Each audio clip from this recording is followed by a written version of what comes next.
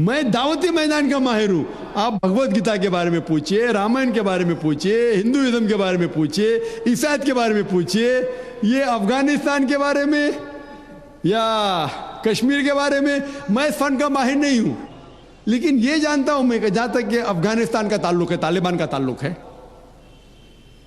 ہم دیکھتے ہیں CNN کے اندر کہ کئی بار BBC اور CNN میں دکھایا گیا کہ طالبان ایک خاتون کو بے دردی سے مار رہا ہے. ارے طالبان خواتین کو مارتے ہیں ظالم لوگ. کیونکہ دائی ہونے کے حیثیت سے میں کئی ممالک کا دورہ کرتا ہوں. 2 سال پہلے میں ملیشیا میں گیا تھا. وہاں ایک شوہر اور بیوی سے ملاقات ہوئی جو ڈاکٹر تھے. بیوی گائنوکالوجسٹ تھی اور شوہر سرجن تھے. انہوں نے تقریباً 1 مہینہ افغانستان میں رہے اور انہوں نے کہا مجھ سے کہ یہ جو ٹی وی میں دکھا رہے تھے کہ طالبان لوگ خواتین کو مار رہے, یہ بالکل غلط ہے. میں نے پوچھا آپ کو کیسا پتا غلط ہے؟ تو اس نے مجھ سے کہا, وہ میاں بیوی نے کہا, کیونکہ طالبان کو جو پگڑی باندھتے ہیں ان کے باندھنے کا ایک خصوصی طریقہ ہے. مثال کے طور پہ جب ہم عربوں کو دیکھتے, ہمارے لیے جو عجم ہے, ہمارے لیے سب عرب ایک جیسے پگڑی باندھتے, پھیٹا باندھتے, اپنا گترا باندھتے. لیکن وہ عرب ہی جانتا ہے کہ سعودی گترا باندھنے کا طریقہ الگ ہے, وہ اماراتی UAE کا گترا باندھنے کا طریقہ الگ ہے, وہ کویٹی کا گترا باندھنے کا طریقہ الگ ہے. وہ پہچان سکتے. ہم نے اسی طریقے سے وہ طالبان کی پگڑی باندھنے کا طریقہ الگ ہے.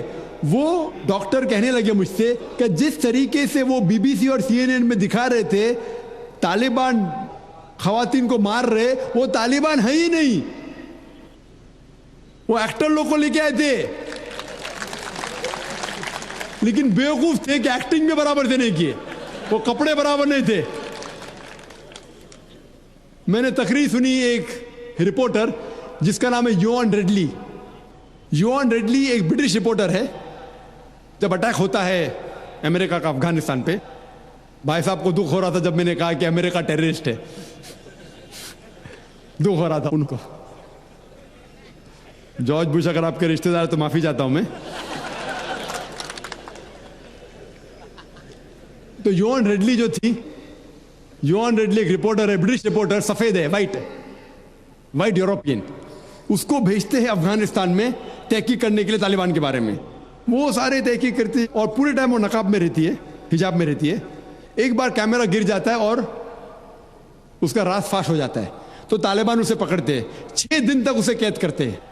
اور جس طریقے سے طالبان نے اس کے ساتھ برتاؤ کیا وہ اس لیکچر میں کہتی ہے کہ لوگ جب انہیں پکڑتے ہیں تو بولتے کون اس کے ساتھ ہے, تو آدمی کو لے کے آتے, پھر اس کو لے کے جاتے ہیں اور سب لوگ گھیر لیتے. تو وہ سوچتی ہے ابھی چند منٹوں میں یہ جاہل لوگ میرا قتل کر لیں گے. شاید ہو سکتا ہے کہ 10-15 طالبان میرا بلاತ್ಕಾರ کریں گے. اس کے ذہن میں یہ سب جا رہا ہے, سوچ رہی ہو سکتا ہے کہ مجھے جھاڑ پہ سے لٹکا دیں گے. وہ ایک دم ڈری ہوئی ہوتی. 1 گھنٹے تک لوگ اسے گھیرتے لیکن کوئی بھی سامنے نہیں آتا. وہ سوچتے ابھی میری موت, ابھی میری موت. 1 گھنٹے بعد ایک افغان عورت آتی ہے اور اس کے جسم کی جانچ پڑتال کرتی ہے. پھر اسے پتا لگتا ہے ہاں یہ لوگ سمجھتے ہیں کہ میرے پاس ہتھیار ہے. وہ اتنا تیش میں آتی ہے, اگر ان لوگ میں سے پوچھنا چاہیے ہتھیار میں, بولتی نہیں ہے.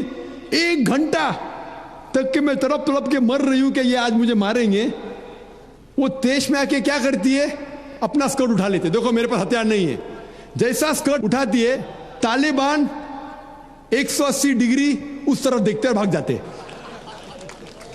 تو وہ کہتی ہے اپنے تقریر میں طالبان کو مارنے کے لیے بم گرانے کی ضرورت نہیں. وہ کہتی ہے اگر عورتوں کے کپڑے چھوڑیں گے تو طالبان مر جائیں گے شرم کے مارے. اور وہ تقریر کرتی ہے کہ اس عزت سے میری حفاظت کی 6 دن تک کے وہ طالبان لوگ نے. اور جب اسے پوچھا جاتا ہے سوال جواب کی نشست میں کیا آپ کو لگتا ہے کہ القاعدہ نے WTC کو گرایا، تو وہ یوان ریڈلی کہتی ہے میرے حساب سے القاعدہ موجود ہی نہیں ہے. یہ اس کا کہنا ہے، میرا کہنا نہیں. اور جب اسے آزاد کیا جاتا ہے 6 دن کے بعد، اور جب باقی رپورٹرز پوچھتے آپ کے ساتھ کیا سلوک کیے، تو انہوں نے کہا اتنا اچھا حسن سلوک کیے کہ رپورٹ کے اندر ہی نہیں آیا. اور اس نے صرف یہ وعدہ دی تھی کہ میں انگلینڈ جا کے واپس سے قرآن مجید کا ترجمہ پڑھوں گی.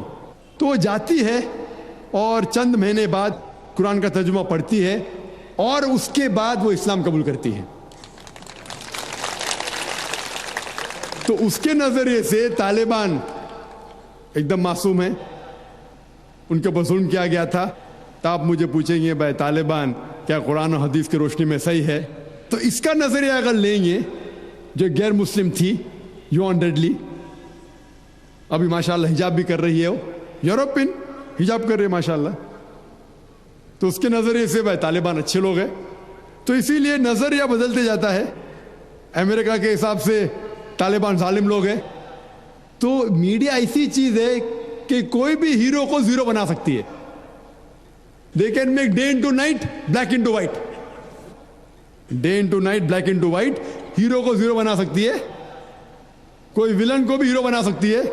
تو اسی لیے قرآن مجید میں اللہ تعالیٰ فرماتے کوئی بھی چیز آپ کے پاس آتی ہے اس کی تحقیق کرو تیسرے کو پہنچانے کے پہلے. تو اسی بنیاد پہ میں نے کہا تھا کیا نام ہے، اسامہ بن لادن کو جانتا ہوں نہ، یہاں کیا ہو رہا ہے پتہ نہیں مجھے، افغانستان بھی میں نہیں گیا ہوں، لیکن یہ رپورٹ کے ذریعے یہ پتہ لگتا ہے کہ یہ جو امریکہ کر رہی ہے اپنے میڈیا کے ذریعے یہ شیطانی حرکت جو غلط فہمی پھیلا رہی ہے، اس کی سزا تو انشاءاللہ انہیں ملیں گی. اسی لیے میرے نظریے سے جارج بش نمبر 1 ٹیررسٹ ہے. آپ کو دکھ ہوئے گا.